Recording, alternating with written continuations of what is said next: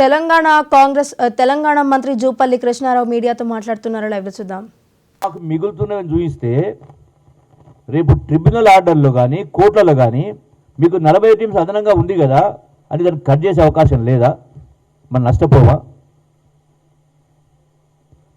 అందుకే మీరు అసలు ఫస్ట్ ఎన్విరాన్మెంటల్ క్లియరెన్స్ తీసుకొని అసలు మీరు ప్రాజెక్టు ముందుకు తీసుకెళ్లే కార్యక్రమం చేసి ఉంటే మన నిధులతోటి, కేంద్ర ప్రభుత్వం నిధులు ఉన్నప్పుడు మనకు అన్ని క్లియరెన్స్ అవసరం, కేంద్ర ప్రభుత్వం నిధులు అవసరం లేనప్పుడు మనకు ఒక అవకాశం ఉండింది, దాని మీద జారబిడ్చే కార్యక్రమం చేశారు.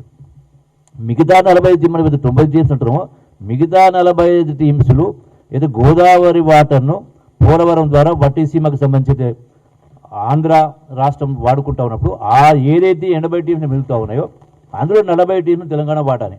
అంటే మైగ్రేషన్ 40 టీమ్స్ సేవింగు, అట్లాగే గోదావరి అడిషనల్గా అయితే మనకు సేవింగ్ వస్తూ ఉందో వట్టిసీమ ద్వారా వస్తుంది 40. ఈ 90 టీమ్స్ ద్వారా మాకు నీళ్ళు ఇవ్వడితే ఇది ఆల్రెడీ ఇప్పటికే ట్రిబ్యునల్ ఉంది. అంటే మీరు 10 సంవత్సరాల కాలం, నేనేమంటా ఉన్నా, కేసీఆర్ గారు, కల్వకుంట్ల చంద్రశేఖర్ గారు, మీరు మేధావులు కదా, మీరు 10 సంవత్సరాలు అధికారం ఉన్నారు. అసలు కోర్టులకు ఎందుకు పోతారు? ప్రభుత్వాలు చేయనప్పుడు. ప్రభుత్వాలకు న్యాయం చేసేటువంటి బాధ్యత ఉంది, అధికారం ఉంది. కేంద్ర ప్రభుత్వాలకు రాష్ట్రాల సమస్యలు వచ్చినప్పుడు ఏది న్యాయము ఏది అన్యాయం అనుకున్నప్పుడు కేంద్ర ప్రభుత్వాలకు ఆ నిర్ణయాధికారం ఉంది, చట్టాలు చేసే అధికారం ఉంది. రాజ్యాంగాన్ని ఇప్పటికి 120 సార్లు మార్చుకున్నాం.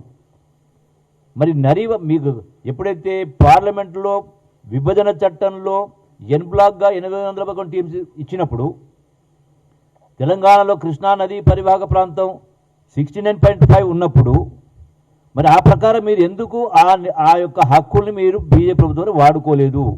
మీరు బీజేపీ బీఆర్ఎస్ రెండు కలిసి అంటగాగినాయి కదా, అందులో భాగంగానే కదా మీరు నోట్ల రద్దుకు సపోర్ట్ చేసిండ్రు, జిఎస్టీకి సపోర్ట్ చేసిండ్రు, ప్రెసిడెంట్ ఆఫ్ ఇండియా ఎలక్షన్కి బీజేపీ సపోర్ట్ చేసిండ్రు, వైస్ ప్రెసిడెంట్ ఆఫ్ ఇండియా ఎలక్షన్లో బీజేపీ సపోర్ట్ చేసిండ్రు.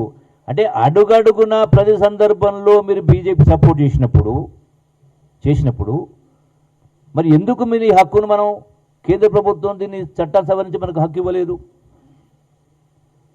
ఏ ట్రిబ్యునల్స్ను ఏర్పాటు చేసింది కేంద్ర ప్రభుత్వమే కదా. కేంద్ర ప్రభుత్వం ఏ ట్రిబ్యునల్ ఏర్పాటు చేయొచ్చు, రద్దు కూడా చేయొచ్చు. అంటే పార్లమెంటుకు హక్కు ఉంది, అధికారం ఉంది, అయినా మీరు ఎందుకు వద్దని మరి చేయించుకోలేకపోయినారు? మీరేదో గొప్పగా సాధించినట్టుగా 10 సంవత్సరాల ప్రభుత్వం ఈ కేసీఆర్ ఇలా ఈ రోజున రేవంత్ రెడ్డి గారు 2 సంవత్సరాల ప్రభుత్వం చేయనట్టుగా దద్దమ్మలని మాట్లాడుతారు. వీళ్ళు దద్దమ్మలు ఎవరు? మీదే మీ వైఫల్యం స్పష్టంగా కొట్టొచ్చినట్టుగా కనపడతా ఉంది. మీరు, మీ అల్లుడు గారు, ముఖ్యమంత్రి గారు ఇరిగేషన్, రెండో పర్యాయం 2 మీరే. రెండవది మరి 2018 నుంచి 23 దాకా కూడా అటు ఆంధ్రలో జగన్ ప్రభుత్వం ఉన్నది. మీరే మాట్లాడిండ్రు కదా రాయలసీమ రతనాలసీమ చేస్తామని, స్పష్టంగా నీళ్లు వాడుకోవచ్చని, గోదావరి మీరు వాడుకోవచ్చని మాట్లాడిండ్రు కదా.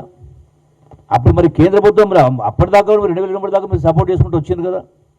అంటే మీకు బీజేపీకి సఖ్యత ఉండి కూడా మీరు చేయలే. ప్రతి సందర్భంలో అడుగడుగునా సపోర్ట్ చేసి కాంగ్రెస్ ప్రభుత్వం ఏ ఎన్నికలు వచ్చినా బీజేపీకి సపోర్ట్ చేయలేదే. మొన్నకు సంబంధించినటువంటి ఉపరాష్ట్రపతి ఎన్నికల్లో కూడా కాంగ్రెస్ పార్టీ క్యాండిడేట్ పెట్టడం జరిగింది, మీ లెక్క సపోర్ట్ చేయలే కదా. అన్నప్పుడు దీన్ని ఏది కూడా మీరు ఈ మొత్తం వైఫల్యానికి, రెండవది వైఫల్యానికి కారణం మీరే. అయితే ఇది 2000 ఇప్పుడే వాపసు వచ్చినట్టుగా, అంటే ఈ యొక్క డిపిఆర్ ఇప్పుడు రిటర్న్ వచ్చింది, వాపసు వచ్చింది కేంద్ర ప్రభుత్వం నుంచి, రాష్ట్ర ప్రభుత్వం స్పందిస్తుందని మాట్లాడుతున్నారు. అసలు ఎప్పుడు వచ్చిన రిటర్న్ ఇది? 2022లోనే ఈ డిపిఆర్ రిటర్న్ వచ్చింది. ఏప్రిల్ 23 డిపిఆర్ 2023 ఏప్రిల్లో డిపిఆర్ రిటర్న్ వచ్చింది. మరి వచ్చినప్పుడు ఆ రోజున మళ్ళీ రిటర్న్ వచ్చిన తర్వాత అప్పుడున్నటువంటి ప్రిన్సిపల్ సెక్రటరీ రజత్ కుమార్ గారు రిక్వెస్ట్ చేస్తూ రీకన్సిడర్ చేయమని మళ్ళీ రిటర్న్ ఇన్ ఏప్రిల్ 2024 మళ్ళీ కేంద్రానికి సిడబ్ల్యూసీకి మళ్ళీ గత ప్రభుత్వమే కేసీఆర్ ప్రభుత్వమే మళ్ళీ రిక్వెస్ట్ చేస్తూ రీసబ్మిట్ చేశారు. మరి మీ సందర్భంలో ఎందుకు రిటర్న్ వచ్చింది? 2015 మీరు 14 అధికారం వచ్చిండ్రు. 2000 అంటే 14, 2022 అంటే 23 అంటే ఆల్మోస్ట్ 9 సంవత్సరాలు. మరి 9 సంవత్సరాలు మీరు నిద్రపోయినరా? 9 సంవత్సరాలు DPR 9 సంవత్సరాల తర్వాత రిటర్న్ ఎందుకు వచ్చింది? ఏం చేసుకుంటూ కూర్చున్నారు మీరు మీ కుటుంబం మొత్తం కలిపి? రెండవది, ఆ తర్వాత మళ్ళీ 2024 రిటర్న్ వచ్చింది. తర్వాత మళ్ళీ అగైన్ రీసబ్మిట్ చేయడం జరిగింది మే 2024లో విత్ రిప్లైస్, గత ప్రభుత్వమే. మరి అయినా కూడా పెండింగ్ ఉంది. తర్వాత మన ప్రభుత్వం వచ్చిన తర్వాత కూడా గతంలో ఇది సబ్మిట్ చేసినప్పుడు మైనర్ ఇరిగేషన్ సేవింగ్స్ 40 టీమ్స్ అన్నారు కదా మీరు ట్యాంక్ వైజ్ అంటే చెరువు వైజ్ కుంట వైజ్ కూడా మీరు డీటెయిల్స్ పంపని అడిగారు కేంద్ర ప్రభుత్వం. మళ్ళీ అప్పుడు ఈ ప్రభుత్వం వచ్చిన తర్వాత మళ్ళీ బ్లాక్ వైజ్ కూడా రిపోర్ట్స్ పంపడం జరిగింది. సిఈ పైన క్రిమినల్ కేసు పెట్టింది సుప్రీంకోర్టు, గవర్నమెంట్ అన్నాడు ఎన్జిటి. మన చీఫ్ ఇంజనీర్ పైన క్రిమినల్ కేసు పెట్టిండు, 400 కోట్ల పెనాల్టీ ఇంపోజ్ చేసిండు.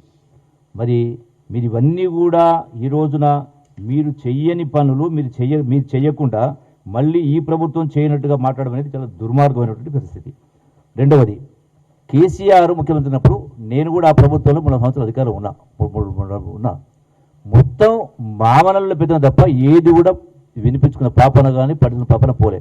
2017లో పబ్లిక్ హియరింగ్ కండక్ట్ చేస్తే ఈ ఎన్విరాన్మెంటల్ క్లియరెన్స్ కోసం పబ్లిక్ హియరింగ్ పెడితే కేసీఆర్ క్యాన్సిల్ చేసిన దాన్ని పబ్లిక్ హియరింగ్ కాకుండా ఇప్పుడు వద్దులేని